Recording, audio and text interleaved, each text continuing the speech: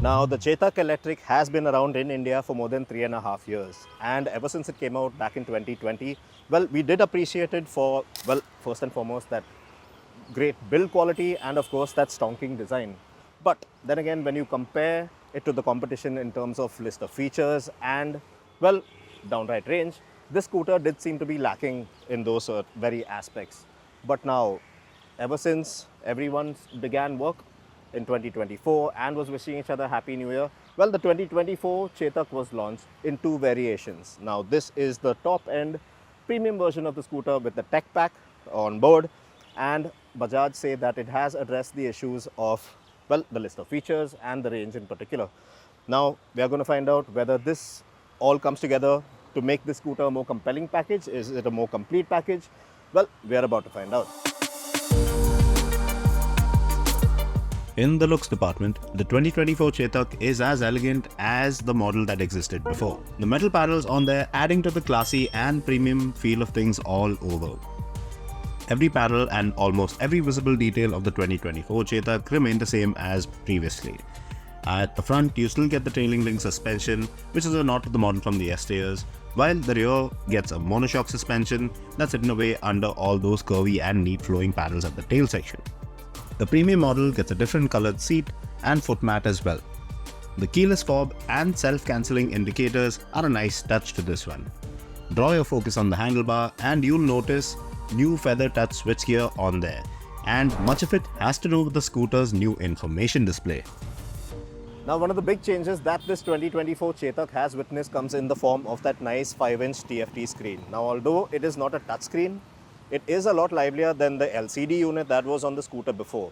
And now this scooter also comes with the tech pack option, which gives you a lot of more features in terms of turn-by-turn navigation, Bluetooth connectivity, call and message alerts, and caller ID as well.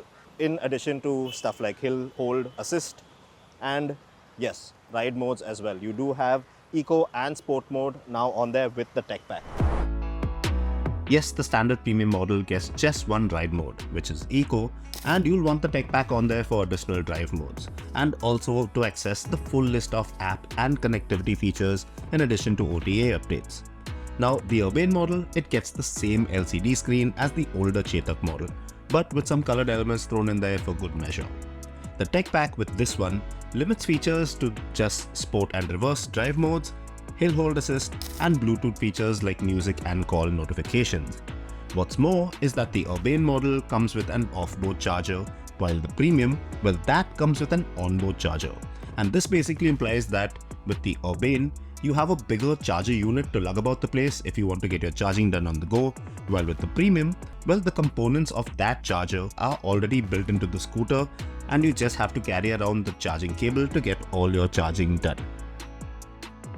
Now, the 2024 Chetak Premium Edition comes with a slightly bigger 3.2 kilowatt-hour battery pack, and although you can't really make out what the battery looks like, well, it has been compressed in size, which has given you a lot more storage area under the seat.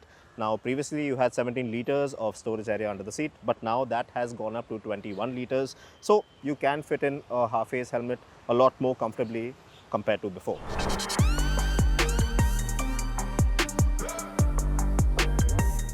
Now, the Chetak Premium has a claimed IDC range of 126 kilometers, while the 2024 Chetak Urbane, on the other hand, well, it comes with a smaller 2.9 kilowatt-hour battery pack, which is the same capacity as before, but it comes with the new compressed form just like the Premium, so you still get that additional space under the seat.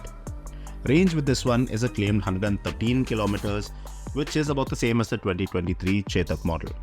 Now, although we are yet to conduct a proper range test on either of these models, well, from the little time I spent riding the Premium around Pune one rainy afternoon, I don't honestly see the Premium going north of 100 kilometers per charge if ridden normally and not extremely slow within the city.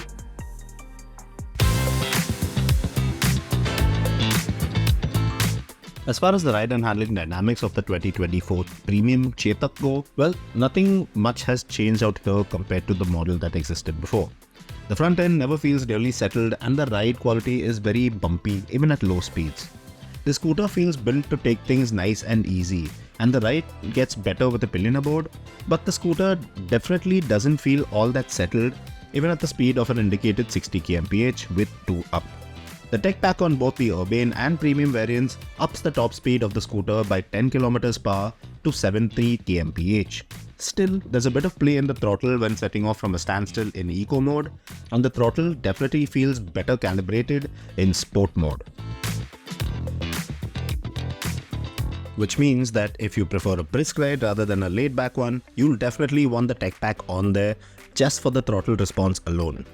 The regenerative braking system appears to kick in a lot more eagerly in Sport mode, well under 40 kmph, while in Eco, it lets you coast a lot more without being as intrusive.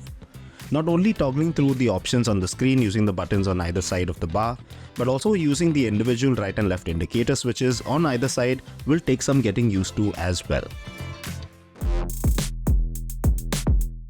Well, the Seat 2 on its own is just about comfortable for short riding stints within the city. Now, if there was ever one update that I really liked about this 2024 Chetak, it would have to be the fact that now, even if you are in Eco mode and need to pull off an overtake and open the throttle fully, well, the scooter no longer switches to sports mode on its own.